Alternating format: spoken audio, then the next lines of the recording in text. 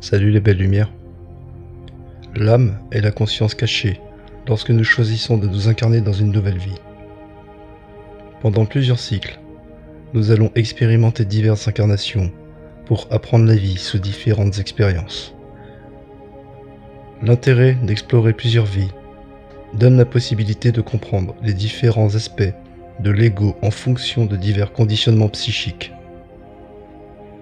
Que ce soit sur Terre ou dans un autre monde, les incarnations représentent l'école de la vie. Durant plusieurs millénaires, nous apprenons à évoluer dans l'âme pour nous rapprocher de plus en plus de l'expression du véritable amour.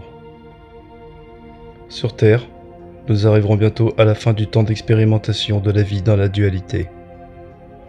Parfois, il est difficile d'accepter que notre monde soit à l'image de la souffrance, de l'ignorance de soi, de l'individualité.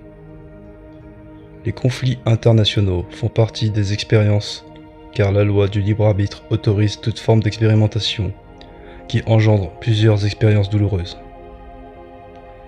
Le travail sur soi.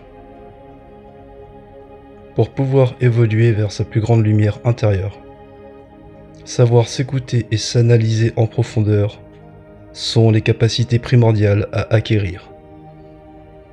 Avoir un regard sincère sur sa façon d'être, sa façon de penser, sont les éléments importants à mettre en conscience pour savoir quelle direction choisir dans son évolution. L'emprise de l'ego. L'ego est notre personnalité à travers notre corps, notre apparence physique. L'emprise négative de l'ego s'exprime de différentes manières, car nous avons tous un parcours de vie différent, qui est personnel. Pour comprendre comment nous nous sommes construits dans l'ego, il est intéressant d'observer son parcours de vie depuis la naissance jusqu'à cet instant présent. Savoir comment nous nous sommes conditionnés dans la vie fait partie du travail de recherche sur soi pour mieux se comprendre. Peu importe ce qui a été expérimenté dans le passé, il est important d'être conscient des différents actes qui ont eu un impact destructeur ou bienveillant. Être conscient si nos intentions sont bienveillantes ou destructrices doit être mis en conscience pour pouvoir se perfectionner dans son esprit. Matérialiser son âme. Pour se rapprocher du véritable soi, il est important de savoir ce qui nous empêche d'être en paix, d'aimer sincèrement et de savoir être aimé. Tout ce qui dévie de l'amour et de la paix provient de l'ego qui camoufle ses blessures profondes.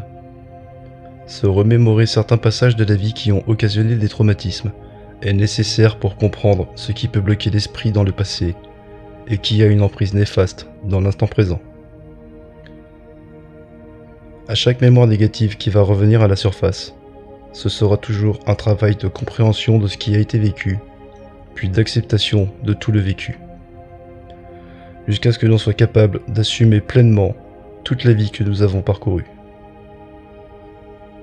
S'accepter et assumer ce que nous sommes devenus est la base pour se libérer de l'ego, pour se laisser découvrir les trésors que notre cœur a à nous offrir.